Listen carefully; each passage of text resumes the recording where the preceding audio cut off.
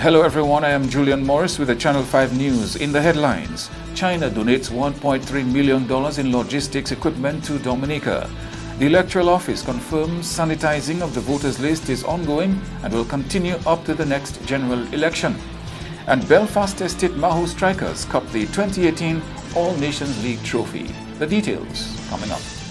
Do you need more cash for that home improvement? Then come to Fast Cash, where we give you more. At Fast Cash, our customers get more funds and more time to repay. But wait, can't come to us? We'll come to you. And our mobile officer will get you on your way. Small businesses, consumers, and taxi owners. Fast Cash has more for everyone. Simply call or visit any of our locations for more. Smarter, faster, better. Fast Cash. Terms and conditions apply.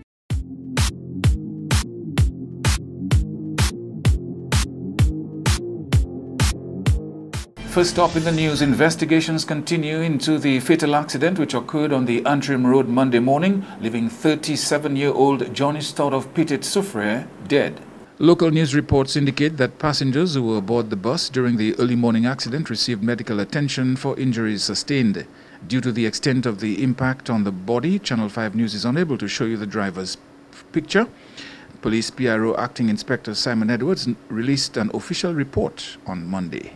The deceased, Johnny Stout, was driving Toyota Hiace bus registration number HF033 in an easterly to westerly direction when he lost control of the bus, which collided with a parapet on the road and overturned.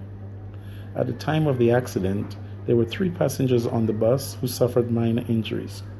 They were transported to the accident and emergency department at the Princess Margaret Hospital, where they were treated and discharged.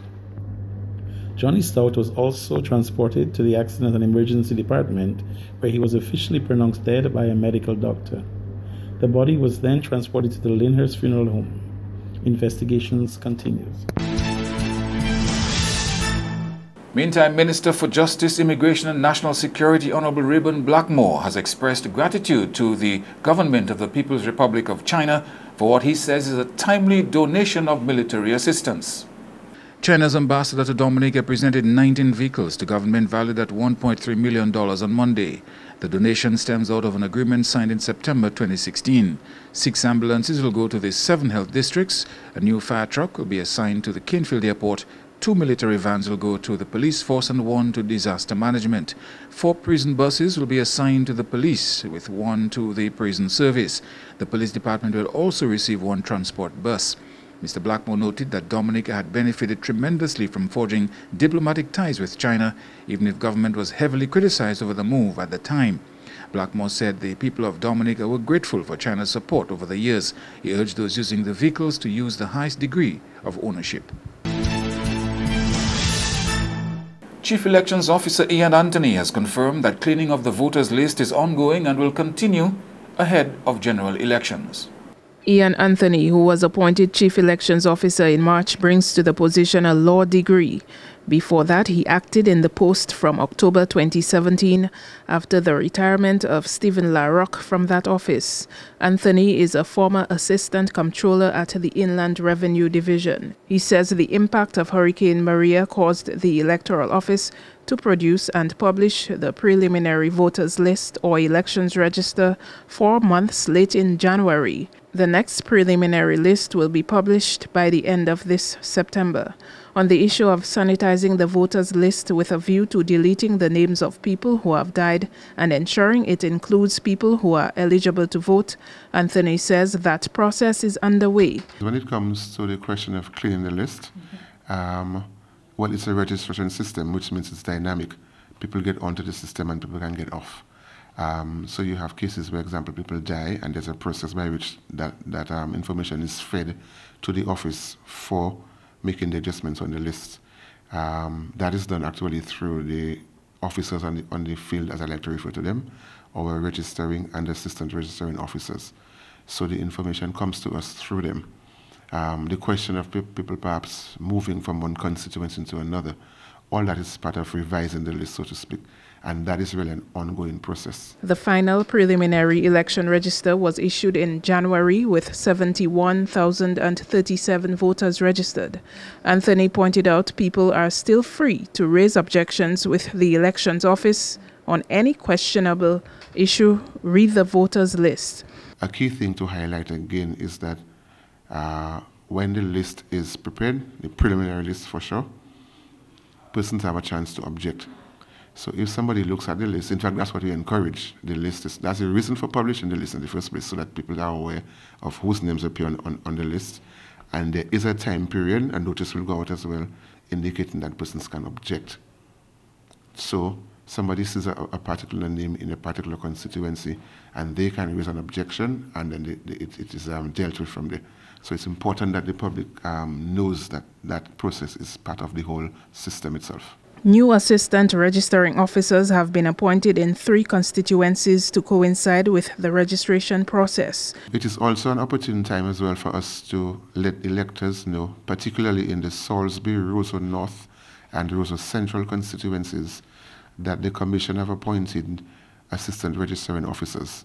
So in Roseau North and Polling District N04, the assistant registering officer is Cora Richards.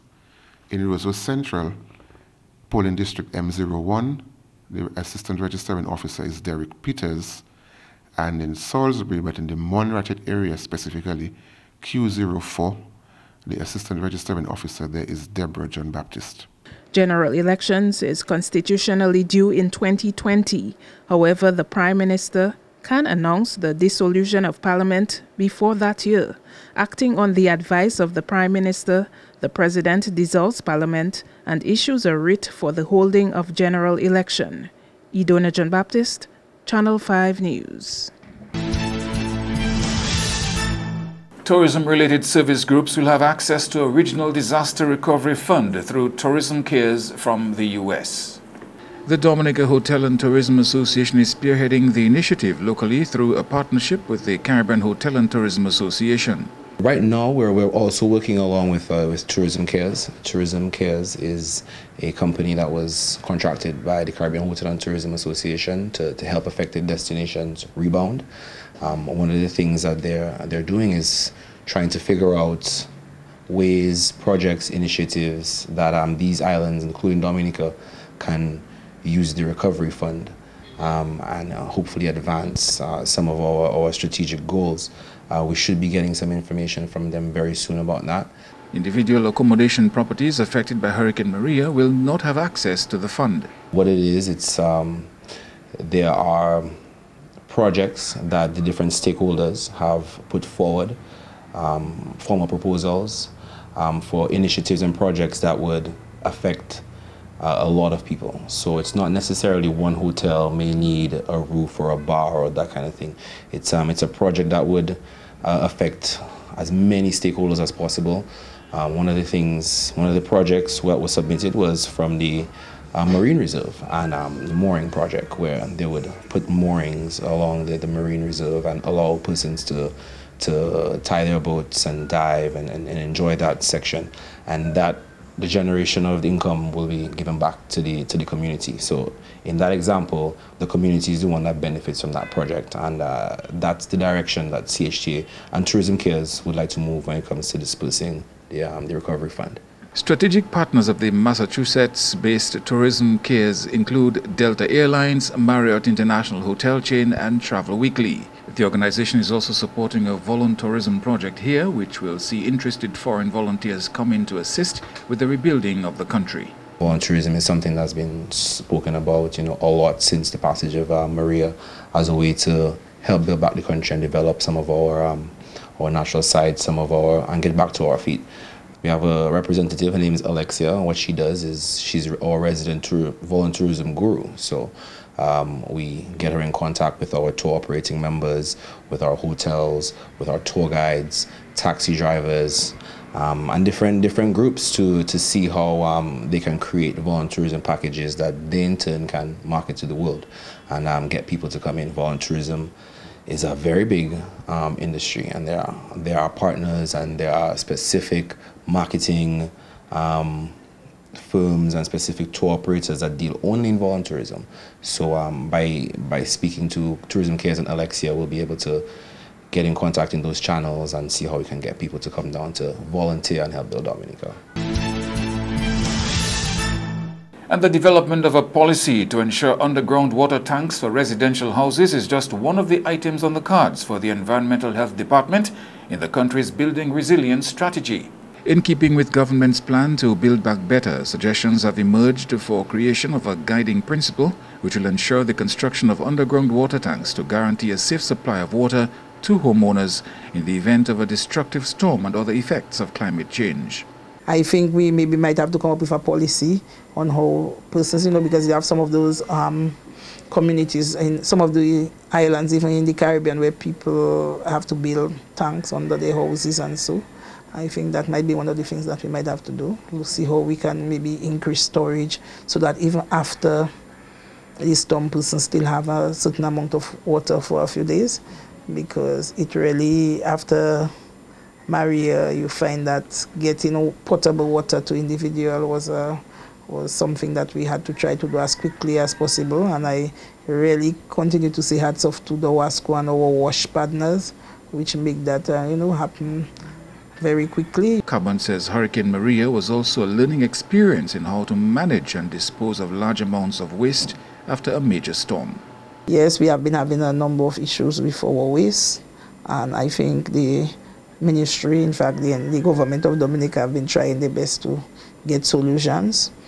It's something that we are working on, and hopefully we will see that we would have systems to deal with the amount of increase that we had after Maria, because we had so much waste and so much different types of waste to deal with that it was something that really make it really difficult to deal with all that amount of waste. I think we got through Zoo cleaned very quickly, but we had to remove the waste from Roseau and then come up with ways of dealing it. But the first approach was to remove everything and then think about disposal afterwards. You are watching Channel 5 News, a warning to the private sector from government. That and more when the news continues. M&J Covering is the producer of designed galvanized and galvalume in Dominica. They design to your specifications, color and length, 4 styles of galvanized and galvalume pre-painted roofing sheets as requested, and supply all your galvalume accessories. M&J Covering helps you control spending and reduce waste. At M&J Covering, they are also equipped to build your roof to precise standards anywhere on island.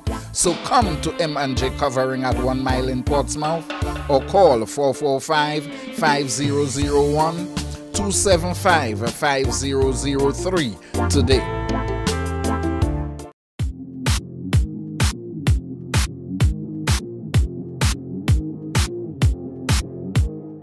Thank you for staying with us. Private sector entities are being warned to pass on the savings they make from the waiving of duties to the consumer, or else government will actively consider enforcing price control measures on goods.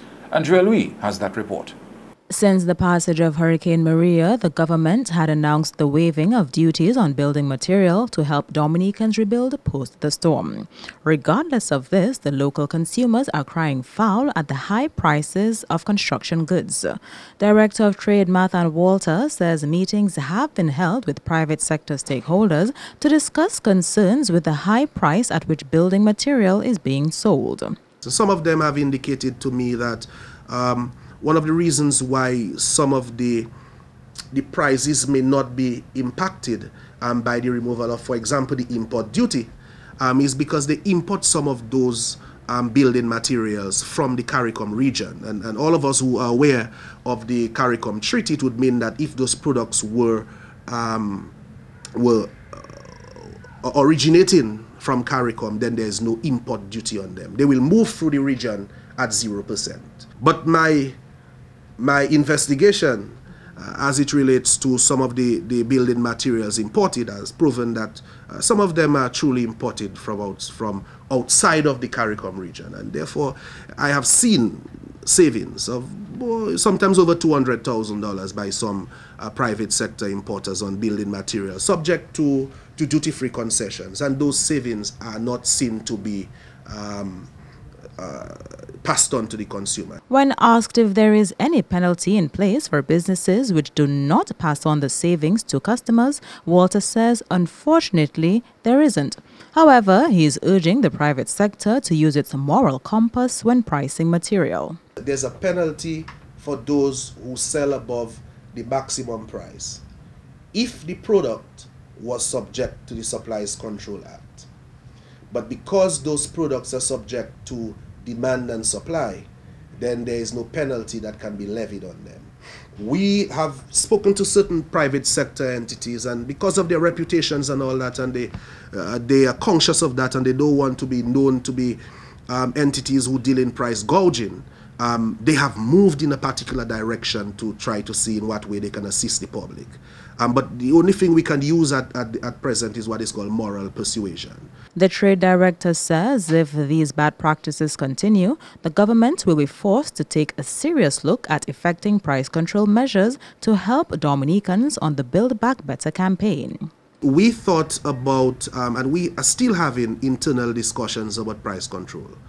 But price control, for it to work very well, and for us not to commit or suffer from the same problems of the past, we have to do it, and we need to do it cooperatively with other stakeholders, including the private sector. What we had realized in the past is that the way that price control works is that unless the government gives the price, the good cannot be placed on the shelf. And so, but for the government to calculate the price, there's a need for the invoices and receipts to be made available to the government of Dominica by law. There used to be stagnation in the past by the private sector to make those receipts available to the Division of Trade. Over a period of discussion internally, we know how to deal with that nuance, and if we have to, and if Cabinet so advises, we can move in that direction. In March, Prime Minister Skerrit announced a further waiver of duties on building material. The extended waiver runs until 19th June. Andrea Louis, Channel 5 News. In more news now, individuals in Roseau South who lost jobs as a result of Hurricane Maria are being encouraged to take advantage of the potential employment opportunities in the country. In January, Prime Minister Skerrit announced the creation of 1,100 jobs for those who were made redundant because of Hurricane Maria. Government Senator Isaiah Benoit says people have been taking advantage of job openings outside of the jobs promised by government. Since Maria, we have seen many opportunities for people to get engaged in terms of employment. Firstly, with the cleanup, we had many young people and other individuals that were not engaged, and they got engaged in that process, through the Ministry of Public Works and the Ministry of Tourism. However, there were individuals who were on the workforce or the part of the labor force before Maria and were made redundant or lost their job as a result. And so we are now moving again on advice of the government that they have made the announcement that some 1,100 jobs will be provided for individuals made redundant or who have lost their job due to Maria. And so we've been conducting meetings in respective communities in Roseau South. So far we've held meetings in Loubier, in Giro-de-la-Gliston and Newtown. We'll be proceeding to every community in the constituency to identify individuals who have lost their job. Benoit assured residents of Roseau South that government was working to identify employment opportunities in a variety of fields. What we're trying to do is collate the information in advance, so as more information becomes available, we can direct people to benefit from this opportunity. Secondary to that, we can say we are fortunate that the NEP program is still alive and strong, and so we are still seeking ways we can engage individuals, because some people are migrating, so then it will create a vacancy for others to get a new job opportunity. And our third approach to it is that, albeit a very reduced number, there are still some openings in the private sector. So we are keeping our eyes and ears open as to any opportunity so we can get individuals placed. I don't believe there will be any one policy or program that can capture everybody in need, but we'll be seeking every avenue possible to get our people engaged. Farmers and extension officers began a week-long training workshop on Monday on technology and experiences on coconut cultivation geared towards production optimization. The training is being facilitated by 4 experts from Mexico. Among them is a soil specialist, a geographic information systems expert, and a scientist who specializes in creating resistant or hybrid crop species. This week's training is provided by the Mexican Embassy through the Ministry of Foreign Affairs.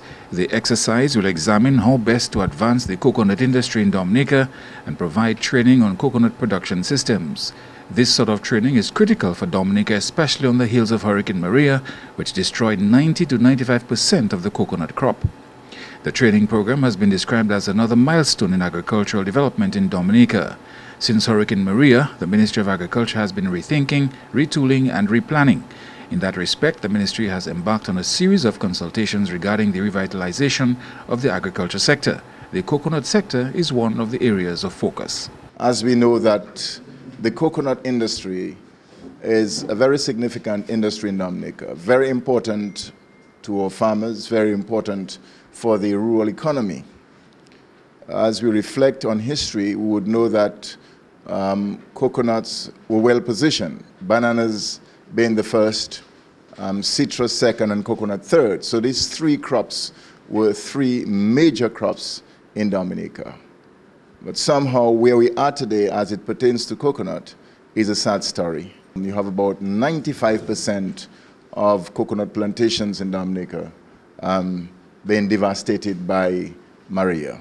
What do? We must sit and plan and look at that sector to ensure we bring a level of rehabilitation so that our farmers can go back with a level of confidence. The Mexican experts are expected to share their experiences gleaned from their thriving coconut industry.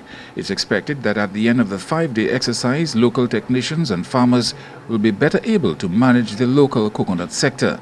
Dominica was a leading copra producer in the region at one time. And we're having some occasional showers lately, and that's a good thing when you consider the direct impact of the dry season on your electricity bill. As the generation manager at Domlec, David Stamp, explains, the drier it is, the less water is available, meaning the more diesel is used, resulting in a higher fuel surcharge. In January, fuel surcharge was about 41 cents. But between January and February, we had a lot of rain. Also, we were also bringing back customers, more customers at that time. So we had more customers and we had more rain, so we had more hydro production. The fuel surcharge went down to 26 cents. And it continued downward trend in March to 23 cents. Now, just to remind the customers that the fuel surcharge that you see today is on the production of the month before.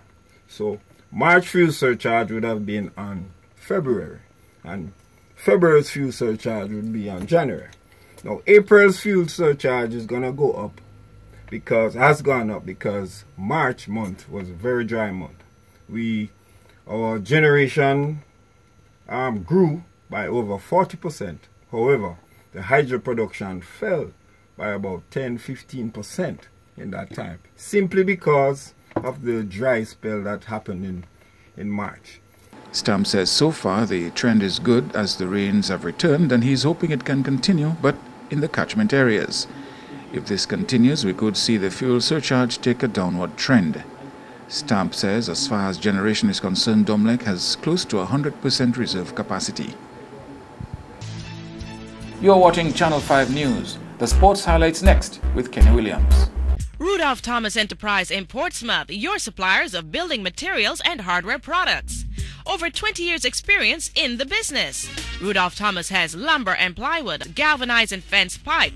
Check out Rudolph Thomas for ceramic and vinyl floor and wall tiles, nails, nuts and bolts, paint and painting supplies. And check out their line of electrical and hand tools. Go now to Rudolph Thomas on 1240 Bay Street in Portsmouth.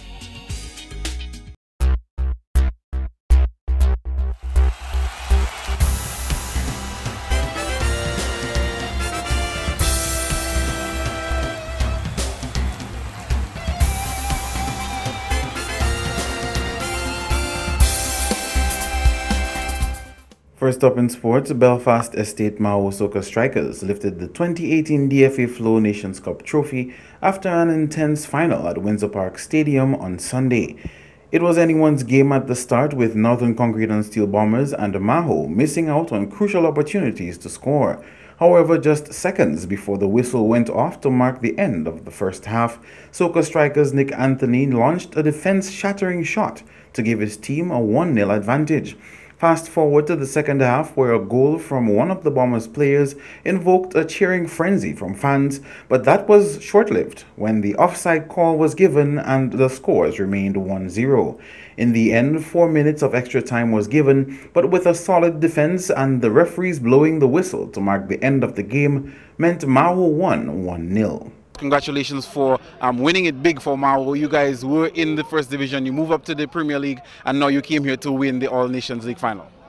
Yes, indeed, it was a tough challenge, a very hard challenge, but my players had one goal. After winning the first division championship last year, we had just one goal, and that was to be back-to-back champions. So that means we kept a solid mind and we just kept focused, and we came out here and give it our all. Hands down, Kazimi Benjamin, our keeper, he has been in great form for the last few games. In the semi-finals against Lapwet, he saved 4 penalties.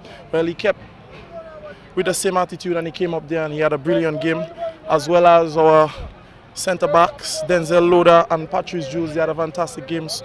Our defence and our keeper just kept with a mindset that meant no nonsense for the entire game. Meantime, despite going down to Maho, captain of the Bombers team identified some positives he could take from the experience. It was a brilliant game. I think we possessed the ball excellently, and we had majority of the possession, so it was a great game. I think we had a lot of chances in the first half and also in the second half, but we never really capitalized on our chances, and that's just football. You throw away your goals, you don't score, the other team came and they just capitalized and they won the championship. I think we can take a lot of the positive that came from the First Nations Cup.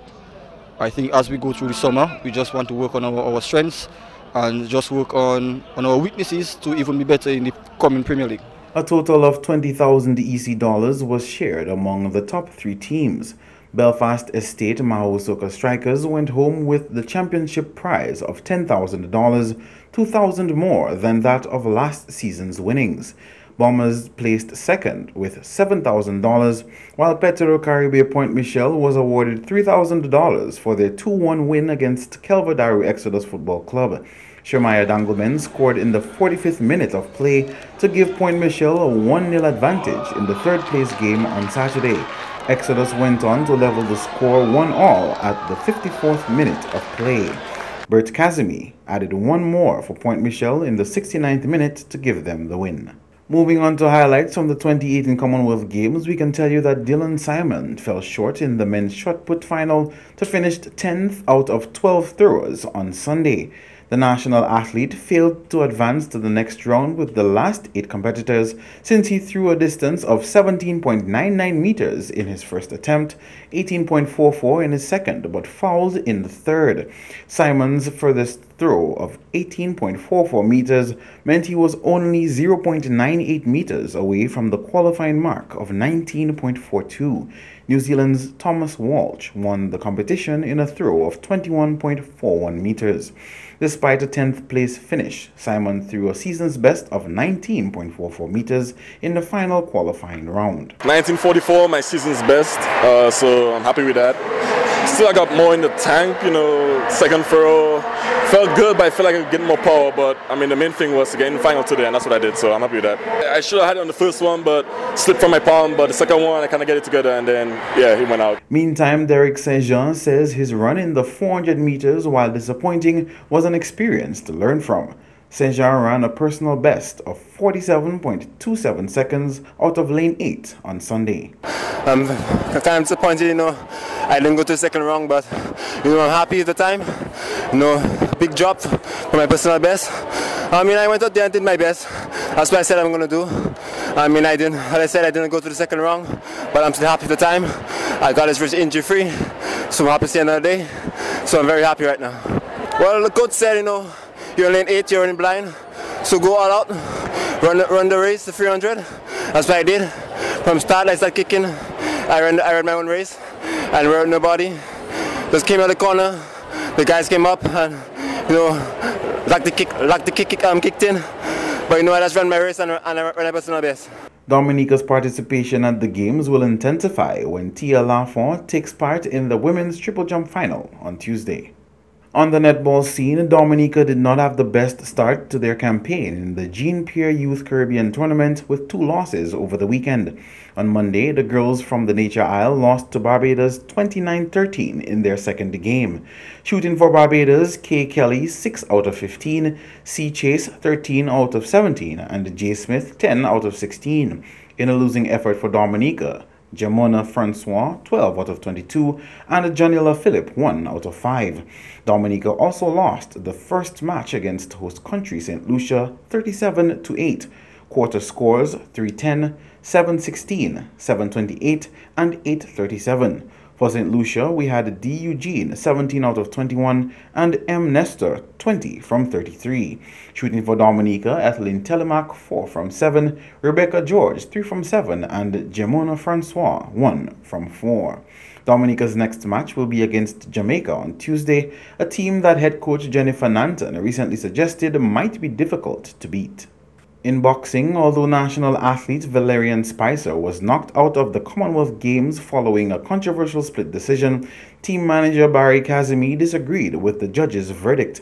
Spicer's dream of securing the first medal for Dominica at the Games was shattered when she lost a split decision to an 18-year-old fighter from Scotland.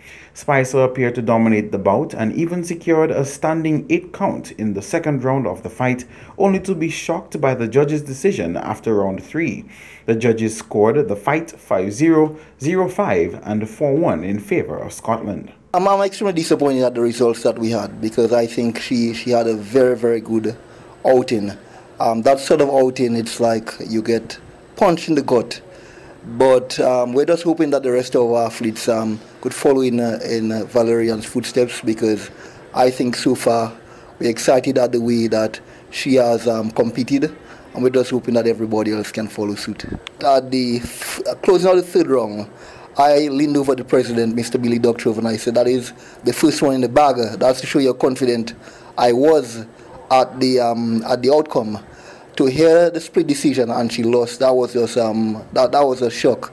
I am actually lost for words. As a matter of fact, the entire team were lost for words. That's all the sporting highlights for now. I am Kenny Williams. Be sure to join us next time.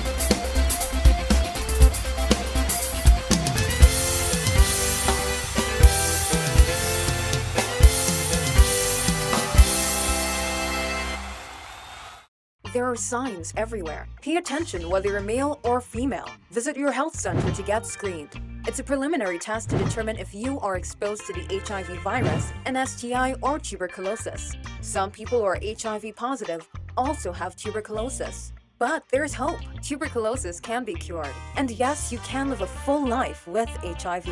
Talk to your doctor. Be responsible. Help stop the spread of TB, HIV. Encourage everyone to get tested.